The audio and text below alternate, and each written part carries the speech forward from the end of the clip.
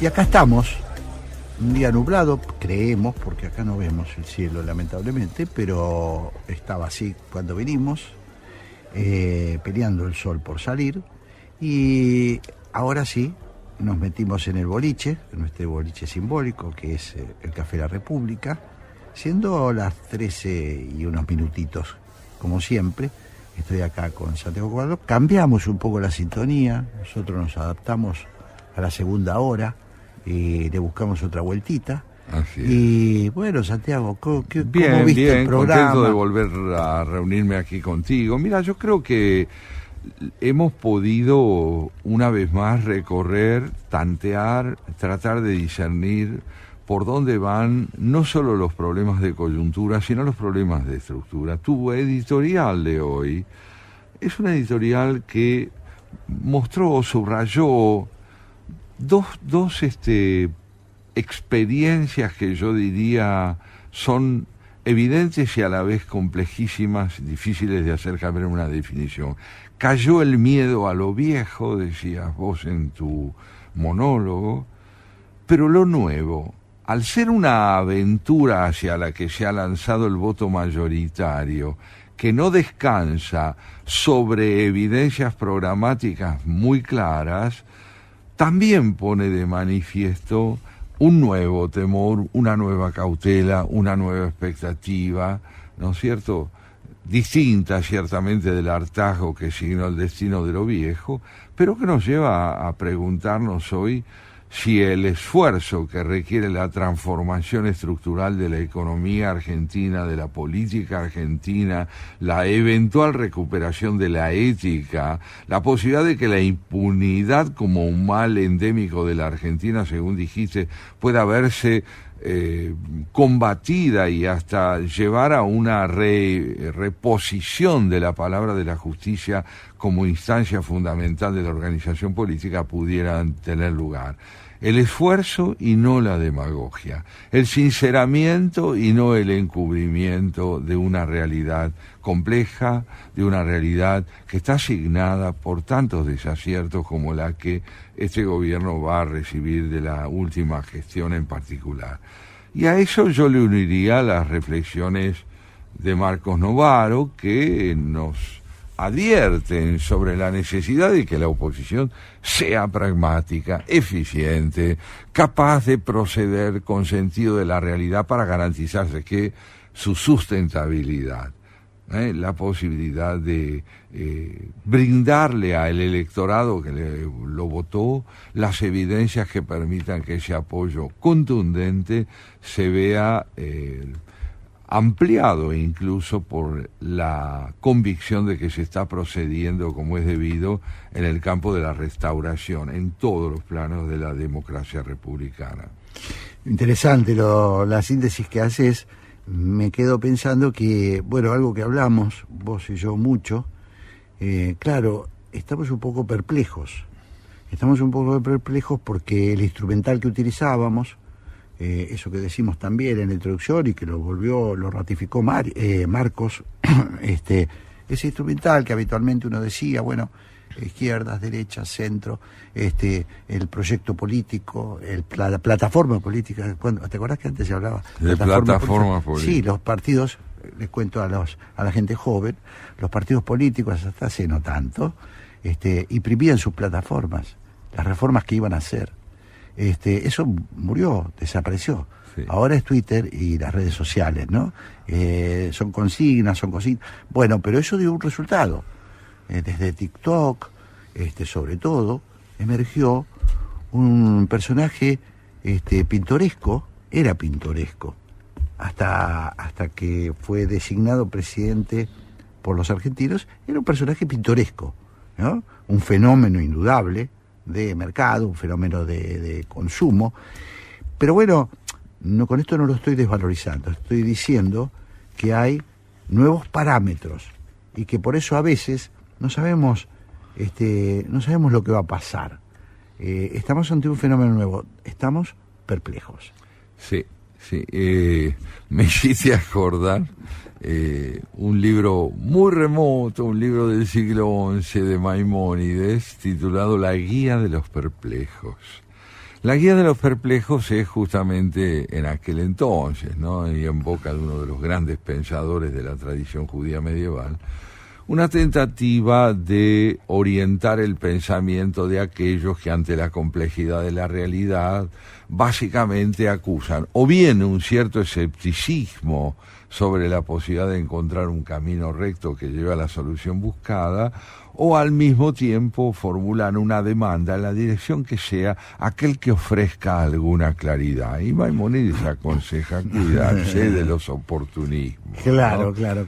Sí, yo no me atrevo, sinceramente, a pronosticar muchas cosas. Creo que nadie debería hacerlo del todo. Creo que incluso los analistas se están cuidando, Santiago. Sí. Se están cuidando porque, bueno, vos fijate, mete la mano el presidente nuevo y dice voy a poner a tal, un peronista, un poquito de peronismo, un poquito de Juntos por el Cambio.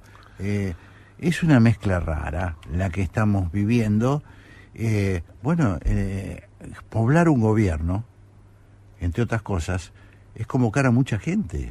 Convocar a mucha gente y convocar tendencias muy distintas dentro de la mucha gente. Claro. Porque cada vez se hace más evidente, y eso también lo subrayabas tanto vos como Marcos Novaro, se hace imprescindible buscar zonas o escenarios de interlocución que le den sustentabilidad al gobierno, acuerdos, nociones comunes que sirvan de base para el desarrollo de las políticas programáticas que pueda tener el gobierno.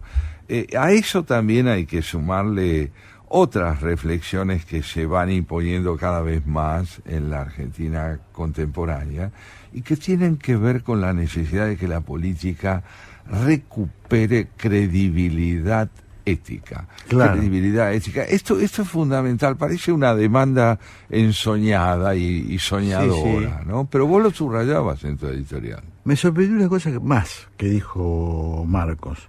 Cuando le preguntamos la definición de gobierno, él dijo, se rió un poquito, pero dijo, yo lo definiría como un gobierno de mercado. Sí. Es un gobierno que sale como quien va a comprar cosas al negocio, ¿no? Sí, busca su función. Pero no lo dijo descalificando. No fue irónico. No fue irónico. No, para nada. Estaba refiriendo, ¿dónde está la gente útil hay para un esto? peronista que funciona, venga. Hay un... venga.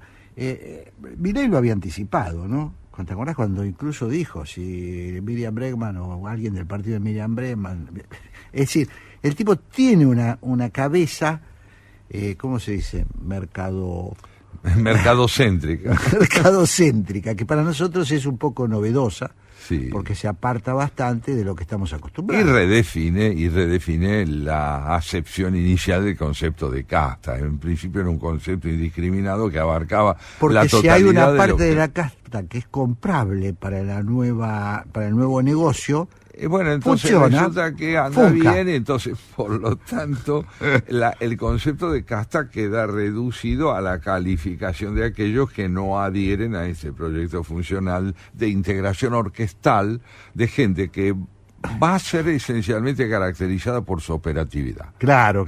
Por lo tanto, tampoco parecería que podemos esperar, vinculado a lo que vos reclamabas, con que yo comparto totalmente, no parece que podamos esperar una ola de moralización del Estado, salvo que el mercado lo requiera. Ahí está, nuevamente, a veces ¿No? la ética es una demanda operativa. Es otra forma de pensar. Digamos, la Constitución Nacional en ese sentido es muy clara. Cumplir con ella significa atenernos a una palabra fuertemente cargada de eticidad. Claro. Y esto se ha dicho de alguna manera a través del nuevo presidente, cuando él dice dentro de la ley todo, fuera de la ley nada. Veamos qué se entiende por ley. Veamos bien qué se entiende por ley, porque si lo que significa es cumplir con la Constitución Nacional, tenemos una perspectiva donde van a confluir todas las diferencias. Claro. Mirá, antes de, supongo, ¿no?, que podríamos irnos a un tema, a ver si no me reta Andresito ni Gabriela, pero antes de eso te quiero contar algo que tenía guardado. ¿Sabés quién nos escucha siempre? No. ¿Te acordás de Daniel? Nuestro amigo Daniel, aquel que te hizo un retrato magnífico Un muchacho que vive en España. Es argentino, es hijo de una amiga nuestra, de Débora, Sí. que hizo un retrato fantástico. Sí, conmovedor. Conmovedor, simplemente por admiración a Santiago, porque no tenía trato contigo, No, tiene de trato hecho, con nosotros. Pero bueno, Nosotros, dígase al oyente, son Jorge Sigal y su esposa. Exactamente. Así que un día recibimos por correo, recibimos un tubo donde venía un retrato magnífico, ese artista plástico. Formidable. Extraordinario. Bueno, te lo quería contar. Mira, qué bien tenerlo como oyente y tener la oportunidad de expresarle nuevamente no solo la gratitud por su trabajo, sino la emoción de saberlo tan cercano, tan cercano. Daniel Merlín se llama el artista. Bueno, una pausa y después te cuento a quién invité hoy a la tertulia. Claro, ¿Se lo claro. imagina? No me lo imagino. Bueno, acá estamos en el Café La República y como te decía Jorge, traigo hoy un invitado realmente inusual y lo voy a presentar a la manera de Jorge Sigal. Nació en Kioto en 1949 y es uno de los pocos autores japoneses que ha dado el salto de escritor de prestigio a autor de grandes ventas y repercusión en todo el mundo. Novelista, autor de un libro memorable, el Tokyo Blues, con el que se lanzó al mercado editorial. Se llama Haruki Murakami. Que está hoy con nosotros. Aquí lo tiene a Jorge Sigal presentándolo. Muy bien, estamos haciendo estilo. Sí. ¿Te pareció una buena...? Sí. Le hemos afanado un poquito el tipo de presentación. ¿Cómo se llamaba el español aquel que hacía tan buenos reportajes? Extraordinario. ¿Sí? ¿Te acordás? Un poquito le afanamos algo le ocurre. Pero bueno, lo cierto es que hoy lo hemos invitado a Haruki Murakami a que comparta nuestra mesa, pero a través no tanto de una de sus novelas, sino a través de un libro de ensayos relativamente reciente, de los últimos que publicó, que se llama ¿De qué hablo cuando hablo de escribir? Vos sabés, Jorge, sabés, Ceci también, que en este libro hay un capítulo dedicado a un tema cautivante, y es ¿qué es la originalidad? ¿Qué es ser original? ¿Qué es ser original cuando uno es un ingeniero, un arquitecto original, un músico original, un poeta original, un pintor original? ¿En qué consiste la originalidad? Y él le dedica un capítulo de este libro de que hablo cuando hablo de escribir a una cuestión que a mí me parece no solo interesante, sino muy importante, porque remite a un rasgo central de la personalidad, de lo que podemos decir estamos ante alguien único. En un mundo donde muchas veces la tendencia es a la uniformidad, a desoír los rasgos estrictamente personales, Murakami medita sobre esa cuestión y nos trae unos ejemplos deliciosos del interés y la complejidad de ese asunto. Por ejemplo, comienza él por citar a un neurólogo, Oliver Sacks, que define la originalidad de esta manera: la creación tiene un carácter sumamente individual o no es creación. La creación se refiere a romper con un punto de vista existente, a crear de nuevo y tantas veces como sea necesario un mundo. Y luego agrega él: si dejamos de lado por el momento las definiciones y los razonamientos y pensamos en ejemplos concretos, tal vez se entienda mejor qué quiere decir que la originalidad remite a rasgos creativos singulares. Y añade él: voy a hablar, por ejemplo, de los Beatles. Jamás había yo escuchado nada igual, un sonido como aquel, y por si fuera poco, encima era maravilloso, pero soy incapaz de explicar con palabras más exactas el impacto que me produjo.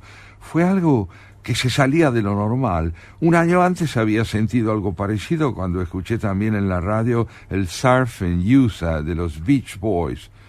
Esto es excepcional, pensé. Habían logrado crear un sonido propio, algo que nadie más hacía, una música nunca oída, pero que además tenía una calidad enorme. Me detengo acá en la lectura para mostrar el contraste tan interesante entre el impacto inconfundible de estar ante algo único y la dificultad para conceptualizar esa singularidad. Porque indudablemente Murakami está diciéndonos: cuando los escucho, no me cabe ninguna duda de que estoy ante algo original. Pero al mismo tiempo, y más allá de las apreciaciones técnicas, es muy difícil decir qué es exactamente lo que se me impone tan rotundamente como original. Qué interesante. Estaba pensando, claro, que se le impone y que se le impone a multitudes. Después no en el caso de los Beatles, no solamente. No solamente. Quiero decir, ¿cómo es ese fenómeno que se produce que produce un impacto especial? La originalidad. Él mismo te contesta, Murakami, mira Sí. lo que dice: resulta muy complicado explicar el impacto que produjo entonces la música de los Beatles o de los Beach Boys Sí. en la gente de mi generación. Lo que significó esa especie de sincronía con su época. Aquí hay un punto fundamental. Ay, qué interesante. Un punto fundamental. Resulta que de pronto alguien hace algo íntimamente insoslayable Que interpreta la época. que termina interpretando todo un tiempo, y son miles y miles y miles los que en esa música se sienten singularmente representados. Qué interesante. Aquí tenemos un punto muy interesante también en relación a lo que es el vínculo entre tradición y vanguardia. Normalmente se dice que las vanguardias tienden a romper con el saber vigente o con concepciones de lo estético o del conocimiento que en un determinado momento tienen vigencia, porque introducen acepciones, concepciones, matices novedosos, inéditos.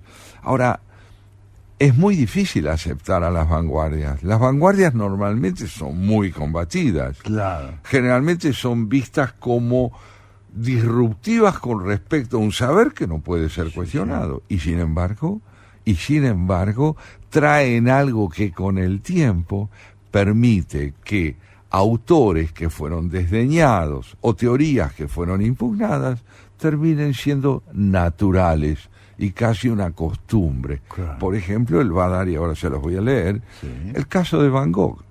Un pintor que fue irrelevante, impugnado, considerado infantil. Hoy está en todos los museos. Por supuesto. Y se lo considera lógico porque es un gran artista. Pero ¿cuánto tuvo que pasar en términos de tiempo y de sensibilidades para que un día terminemos comprendiendo que aquel que fue impugnado en realidad estaba preservando el valor del arte a través de la transformación que introdujo? Qué interesante.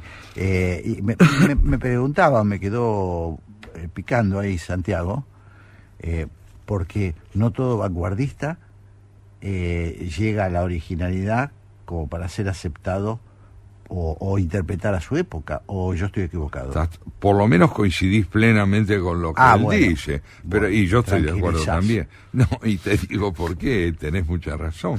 Una cosa es que irrumpa una figura inédita y otra que se sostenga en el tiempo a través de un aporte consistente. Hemos hablado muchas veces acá de ese misterio, de esa cosa misteriosa, ¿no? De que un puñado de hombres, finalmente un puñado en la humanidad, digo miles, no sé, sí. Tengan esa vigencia eterna. Así es. Eso es un o que milagro. la recuperen, como en el caso de Vivaldi. O el mismo Van Gogh, como dijiste vos, ¿no? Así es, o el caso de un Bach, que era sobre todo valorado en su tiempo como alguien que era capaz de tocar divinamente el órgano, pero como compositor no estaba estimado como lo estuvo después. Vivaldi conoció un largo periodo de intrascendencia al que siguió de nuevo su reconocimiento, y el propio Kafka, originalísimo como fue, él mismo se desvalorizó. Sí, era tremendamente... Sí. Pidiendo que su mejor amigo Max Brod quemara su obra porque la consideró irrelevante. ¿Qué es la originalidad? Vuelve la pregunta y vuelve la pregunta. Yo creo que la originalidad, en tanto nos coloca ante una singularidad, muestra por qué las generalizaciones no pueden explicarla. Porque lo singular no cabe en lo general. No cabe. Ya lo decía Aristóteles, todo puede caber en un género próximo y en una clase. Todo está dentro de cada cuerpo singular, dentro de un corpus general. Pero hay algo de la singularidad que es único. Es único. Cada uno de nosotros pertenece a la misma especie, pero no es el mismo sujeto. Hay algo en la originalidad que se transparenta en un estilo literario, en un estilo musical, que si no coincide inicialmente con lo que la tradición está habituada, no es reconocido. Pero con el tiempo termina por imponerse como una verdad que fue desconocida, y la pregunta que cabe es ¿por qué? Y a mí me parece, no sé qué opinarán ustedes, que cuando algo es original, pone en tela de juicio la presunción del saber, de que uno sabe. Claro. Porque lo nuevo irrumpe y nos hace decir, pero entonces lo que yo entendía no ha tenido ni tiene el alcance que yo esperaba. Lo nuevo cuestiona el alcance de lo viejo. Claro. Pero no hay duda alguna de que si por un lado cuestiona el alcance de lo viejo, a la larga termina incorporándose a una tradición. Interesantísimo, interesantísimo. Y me pregunto también cómo son los tempos de eso, ¿no? ¿Por qué algunos tardan tanto en ser reconocidos y otros, como los Beatles, rápidamente se convierten? Bueno, quizás tiene que ver con la evolución de la humanidad, la tecnología, las comunicaciones, ¿no? También cambia. En parte, pienso que sí, pero también tiene que ver con la mayor o menor resistencia que la originalidad ofrece a la percepción vigente, a la percepción común. Él da un caso muy interesante de una obra contemporánea, puede decirse, que es el caso de la consagración de la primavera de Stravinsky. Ajá. Dice esto: cuando se estrenó en París en 1913, el público se rebeló en contra de ese carácter tan innovador de la obra. La sala entera se alborotó y se sumió en una enorme confusión. La gente estaba aturdida ante una originalidad que no entendía, pero después de varias representaciones, el alboroto fue remitiendo y terminó por convertirse en una obra programada con mucha frecuencia en las salas de concierto. Fíjate, aquí me interesa mucho lo que él enfatiza. Sí. El carácter disruptivo que tiene lo nuevo, porque nos sustrae a los parámetros de percepción habituales. Claro. Rompe con las pautas que tenemos para orientarnos en la comprensión de lo que llamamos verdadero o real, de lo que llamamos discernible o no discernible. Y yo creo que aquí hay una cuestión filosófica muy profunda que también merece ser meditada en relación a la originalidad. Necesitamos creer que sabemos dónde estamos. Ajá. No podemos vivir con la convicción de que el mundo que habitamos es una incógnita, pero en el campo del arte, en el campo de la ciencia, de teorías como lo fueron la de Newton en su momento, o la de Planck o la de Einstein ahora, o en el campo del psicoanálisis el aporte de un Freud, cuando de pronto aparecen estas concepciones y propuestas que no esperábamos, quedamos a la intemperie.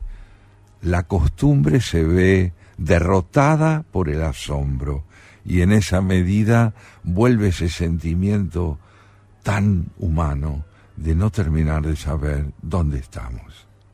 Qué interesante, qué interesante. Bueno, así que, y Murakami, ¿vos creés que va por ese camino? ¿Por qué? Murakami me refiero a él como escritor, porque él tiene una originalidad particular, que es que atravesó las fronteras entre Oriente y Occidente, ¿no? Atravesó esa frontera, se convirtió en un autor muy demandado en Occidente, un autor que, como suele decirse, está en las primeras planas de las ventas literarias. Habrá que ver si su perdurabilidad se sostiene más allá del éxito presente. Él mismo se lo pregunta. Ah, sí. Y se lo pregunta con inquietud y con una sinceridad conmovedora. Él dice, lo mío ¿será materia de un interés momentáneo o habré escrito algo que es capaz de ir un poquito más allá del presente? Esta pregunta le cabe a todo escritor. Claro. Aquello que hice, si tiene interés hoy, lo tendrá por algo efímero, como puede ser la demanda momentánea, o estaré expresando algo que vale un poco más que el tiempo que me toca vivir. De todas maneras, no lo sabrá nunca el escritor, no, o el artista o el Claro, científico. porque eso es la trascendencia. Eso es la trascendencia. Y la trascendencia pertenece a la memoria colectiva y no a las expectativas de quien quiera alcanzarla. Claro, claro. Sartre, por ejemplo, decía en 1960, lo mío dentro de 50 años estará olvidado. Y yo creo que se equivocó, por suerte, con algunas obras. Claro, Las claro. palabras de Jean-Paul Sartre Por supuesto. van a perdurar. Son una obra deslumbrante. Y mucha de su ficción también. Pero nadie puede jurar que lo suyo llegará, en términos de originalidad, a sostenerse en la demanda y del interés de la gente. Claro, claro. Yo no sé si... No, estamos... tenemos un rato más, me parece, antes de un Sí, corte. sí. Y quiero leerles aquí algo más que dice él, además de hablar de los músicos, ¿no? Da el caso de Schubert, ¿no? Las sonatas para piano de Schubert, por ejemplo, apenas se interpretaron en vida del autor, pero suscitaron un gran entusiasmo a mitad del siglo XX y empezaron a programarse en los conciertos. Casos similares se pueden encontrar en el campo de la literatura y la pintura.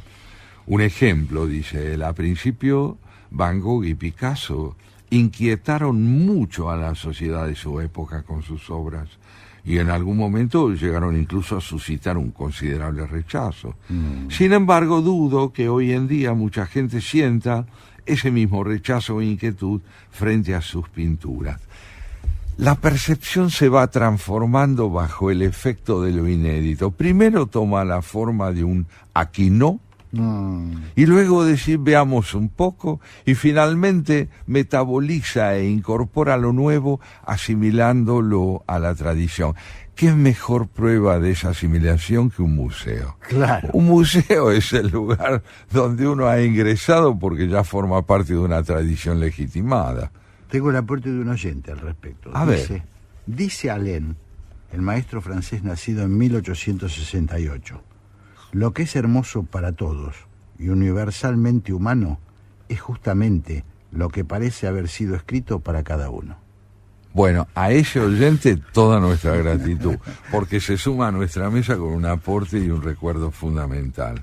En literatura, nos sigues diciendo, Murakami, sucede otro tanto con los estilos, y menciona un autor japonés, Natsume Soseki, junto con Ernest Hemingway, y dice, han devenido clásicos que funcionan como referentes, pero en su momento fueron muy rechazados. Claro.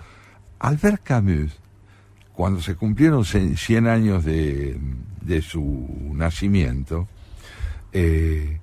fue considerado, cuando publicó El extranjero, como un autor de estilo infantil. Bueno.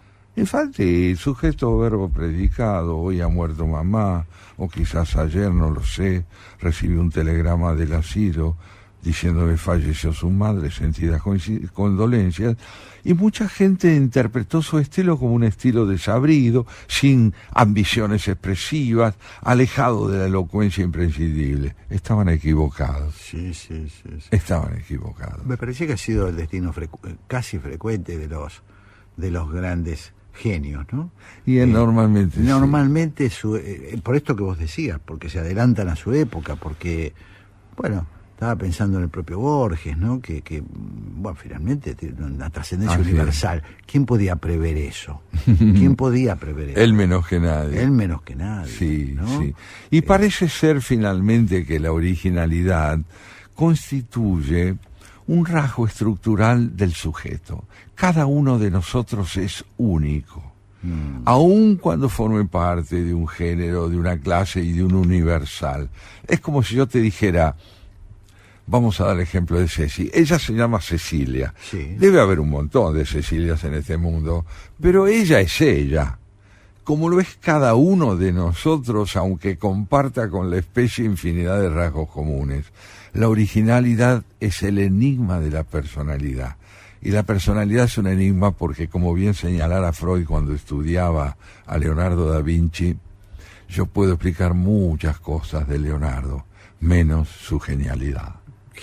Qué interesante, ¿no? Y claro, ahí llegamos al terreno del enigma, del misterio, O como en ese piropo memorable que tantas veces recordé aquí en la radio, viene caminando una chica, un muchacho que iba delante mío, la ve venir, y cuando ella se acerca abre los brazos y le dice: me salvaste el día.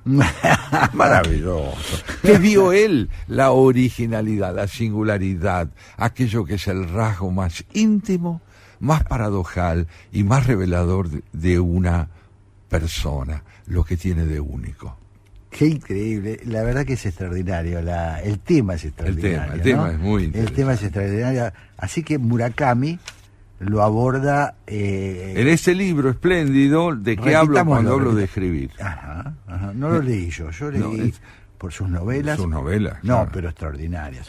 Es un hombre que piensa su experiencia, por eso este libro también es muy singular. Él cuenta aquí los problemas o los temas que le han ido deparando sus distintas experiencias como autor, como lector, en virtud de su contacto con el público, con los premios literarios, y siempre interrogándose acerca de ese enigma que es: ¿cómo puede uno ser significativo para otros? ¿Cómo es posible que aquello que yo compongo en la más absoluta intimidad de mi mesa, en una habitación de puertas cerradas, en respuesta a las emociones más íntimas de mi vida, termine siendo una metáfora colectiva en la que aquel que me lee dice: este soy yo? ¿Y vos crees que la aspiración de originalidad, que por lo tanto es de ser único, de alguna manera, es una aspiración de todo el mundo, o de todo el mundo, de todos los creadores, de todos los... No digo de todo el mundo, pero por lo menos de aquellos que hacen arte, que hacen escritura, que hacen pintura? Yo te diría que la más auténtica aspiración de un creador es ser eso, auténtico. Auténtico, poder encontrar su propia voz, no en función de una aspiración ulterior como es la repercusión, no, la fama, sino poder ser aquel que en sus palabras, en sus colores, en sus melodías, logra transmitir una vivencia que estima auténtica, verdadera de su ser, reveladora de quién es. Y te agrego otra pregunta. Para aquellos que normalmente han sido rechazados en su momento, o por lo menos no reconocidos en su momento, diste el caso de Van Gogh y hablamos de otros. Proust. Esa falta de reconocimiento, esa falta de... ¿Cómo no significó el fin de su creatividad? ¿Cómo ese tipo no tomó... Hay algo ahí, hay algún don. Y sí, ¿cómo ese tipo? Si yo te digo, no, vos no servís para la filosofía, claro. Vos no sos un desastre. ¿Cómo seguís? Bueno, yo no. No, yo entiendo, pero yo te importancia. diría que la consistencia de una vocación se pone a prueba en el momento en que nos encontramos con la adversidad. Puede ser, a mí me ha pasado, mucho más modestamente, llevar un libro a una editorial y que me dijeran: mira, no, amigo, lo suyo es el fútbol, dedíquese a otra cosa. Pero si tu vocación tiene potencia, no el orgullo, la vocación, claro, la necesidad de crear se te impone permanentemente más allá de la repercusión que tenga. Bueno, a mí me parece que lo que vos decís es cierto, y sin embargo le agrego yo que tiene que haber también algunos componentes de la personalidad, ¿no? Claro. Que hay personas que un golpe así lo puede sacar de circulación y probablemente nos hayamos perdido un montón de genios. Y sí, hay mucha gente que se ha sentido debilitada por el rechazo. Claro, y ha abandonado su camino. ¿Pero por qué? Porque privilegia la noción de éxito sobre la noción de autenticidad. La noción de éxito, yo soy en la medida en que me reconocen, es un razonamiento. El otro es, yo soy en tanto mi vocación me sostiene. Claro. Pero ahí hay algo de la originalidad también que es desafiante, ¿no? Sí, hay tipos que son desafiantes. Sí. Charly García, un ejemplo, vivo, así es desafiante. Charly García no es la Charly García, era un loco, era un tipo que una buena parte de la sociedad, de la generación anterior a la nuestra, probablemente, sobre todo, lo considero un loquito, bueno. ¿Cómo le ha ocurrido a tantos artistas que fueron sobre todo caracterizados por su desmesura o su desenfreno y no por su creatividad? Exactamente. Tendemos a decir eso de muchísimos artistas y aún de muchos. ¿Y cuánto hay? ¿Dónde está el límite entre la genialidad y la locura? Bueno, podemos decir que hay un límite. La genialidad organiza las emociones para poder expresarla. En la locura no hay organización, hay desenfreno. Claro. Pero debe haber una mezcla, ¿no? Y un poco de todo tiene que haber. Está, Charlie, uno es uno aproximadamente, ¿no? Claro. No, es apasionante el tema, Santiago, apasionante. Nosotros lo hablamos mucho en este programa, lo hemos hablado, recuerdo, siempre con esa sorpresa, con esa avidez, porque ese puñado de hombres en el mundo entero, un puñado, unos miles. Claro que sí, seres realmente, un Beethoven, un Mozart, por ejemplo. Claro. Mozart, que uno dice, hay algo muy interesante. Mira, cuando estuve en Ámsterdam y fui a visitar el museo central, donde está expuesta toda la obra de Rembrandt y demás, allí pude ver una cosa. Rembrandt pertenecía a una escuela de pintores del siglo XVII que se caracterizaba por el empleo del claroscuro. Muchos pintores emplearon el claroscuro, pero hoy en día se los ve como pintores de una escuela y no como singularidades que fueron más allá del empleo de recursos de una escuela. El caso de Rembrandt es ese. ¿Era un pintor del siglo XVII? Sí, pero hoy Rembrandt sigue siendo un gran pintor de nuestro tiempo, más allá de haber pertenecido a una escuela. ¿Por qué? Porque era genial. ¿Y por qué era genial? Porque supo ser él. Nosotros, para ser originales, estamos violando el horario. Así que vamos ya a escuchar un tema y nos encontramos enseguida, nomás, Santiago, con Graciela Fernández Mejía y Pablo Marmolano. Y claro que sí, así es. Vamos.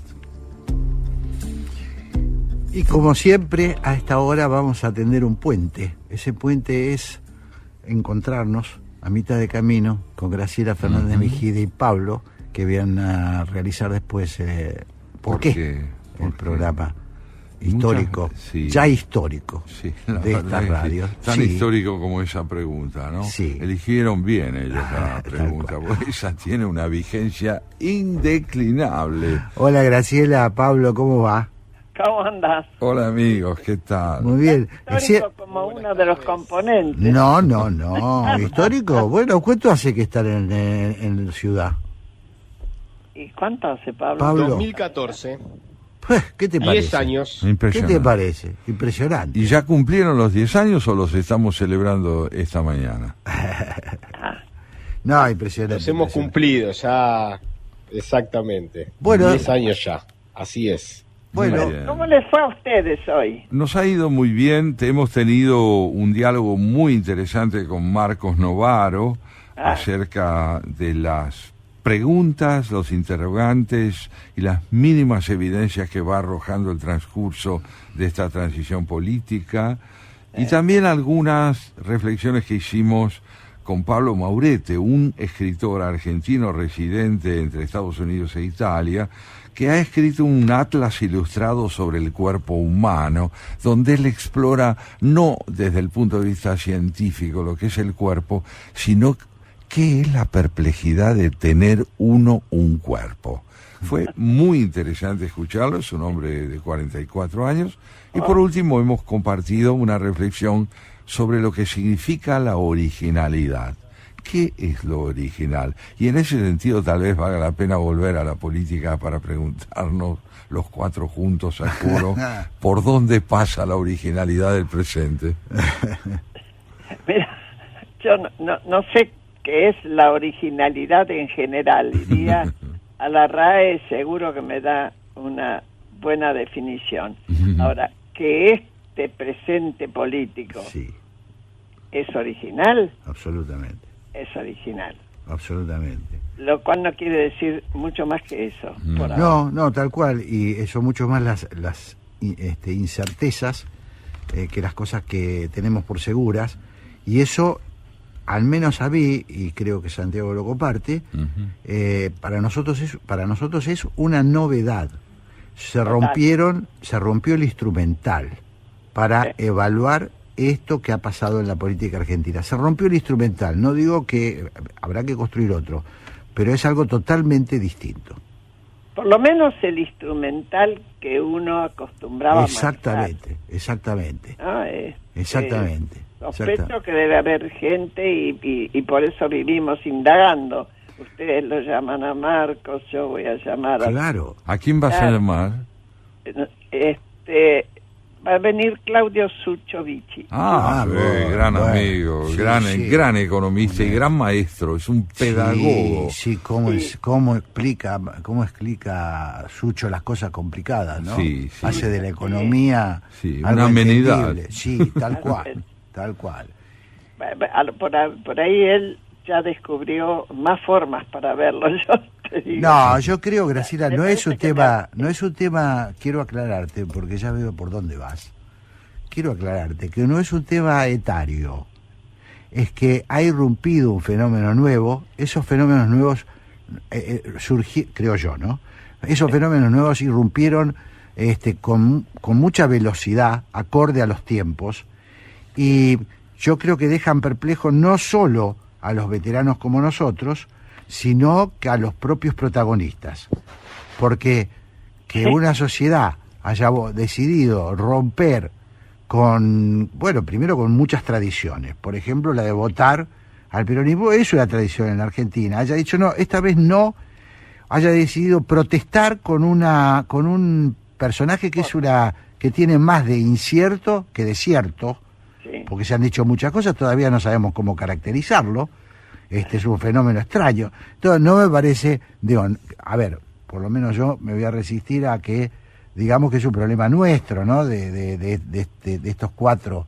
No es de los viejos. No, para nada. No sé, Pablo. Por lo pronto sumo, perdónenme, pero por lo pronto sumo otra premisa más que está rompiendo el nuevo presidente Javier Milei, que es la que dice que nadie gana una elección prometiendo ajuste. Exactamente. Son muchas las cosas que han cambiado. Es una novedad también, ¿no? Totalmente, son muchas cosas que hemos descubierto en este proceso electoral, ¿no? Una frase que al parecer le habría dicho el expresidente Macri a Milei es: no cometas el error que yo cometí, habla con la verdad y no prometas la alegría. Y nada de globitos amarillos. Exactamente. Nada de globitos. Pero eso, que he dicho ahora, ex post facto, digamos, hoy se ve como lo lógico porque acaba de ser exitoso. Cuando Macri asumió, no sé si la sociedad toleraba que le digan, mirá, vamos a hacer un ajuste porque esto es un desastre. No sé, son momentos distintos. Me parece que ahí también, porque si no, mirá qué fácil era, ¿no? Había que decirle a la gente, te vamos a reventar, vas a pasarla mal. No, funciona ahora porque hemos llegado a un punto límite. Claro, si se acuerdan, todo el mundo sabe que la frase sangre, sudor y lágrimas la usó Churchill. Claro. Pero en un momento en que Inglaterra tenía los cepelines para parar los aviones alemanes que venían a bombardearlo. Claro, son circunstancias particulares. Cuesta mucho desterrar esa sobreventa de la política. Entonces se impone la pregunta, ¿estamos en una época en la cual la sociedad está preparada para ese esfuerzo, para ese sacrificio? Y a lo mejor sí. Y a lo mejor. Y esa es la gran duda. ¿No? La verdad que no sé. Tengo miedo que se rompan muchos corazones. Sí, bueno, esa es la gran duda. De ahí, esa y hay otro montón de dudas, ¿no? Estamos viendo un gobierno, nosotros lo definíamos así al comienzo del programa, estamos en un gobierno que se va haciendo al paso, ¿no? Sí, en el mostrador. Lo definió Novaro como un gobierno de mercado, es decir, que va buscando alternativas en el mercado para constituir. Compra mercadería, ¿no? Un ministro ¿Y por qué no tiene? Sí, pero no solamente no tiene, sino que tampoco usa las típicas reglas de las alianzas políticas. Compra. De cierta manera, sí. Bueno, más o menos. Digamos que lo más acorde es lo de Macri, ¿no? Lo de Juntos por el Cambio. Sí, pero también en algunos detalles. Por ejemplo, ¿por qué va a ir a la presidencia en diputados Martín Menem? Sí. Bueno, pero es un outsider del peronismo, ¿no? Porque le había prometido que si ganaba, sí, lo ponía en un lugar importante. Sí, ahora, pero no reporta a lo tradicional de la política, su acuerdo entre partidos, acuerdo entre agrupaciones, acuerdo entre sectores. Claro. ¿No? Rompe también con esos moldes. Sí, yo creo que, bueno. Bueno, no tenemos más tiempo, les aviso, porque va a sonar el pip y ahí está. Y mirá, sonó. Muy buen programa para usted. Nos sacan de la cancha y con todo gusto nos vamos. Chao Graciela, chao Pablo. Gracias a los dos. El domingo que viene asume el presidente, vamos a ver qué hacemos. Bueno. ¿No? Chao, un chao. abrazo grande. Chao Jorge, chao Ceci. Chao, chao. Chao, chao. Adiós. Chao, Santiago.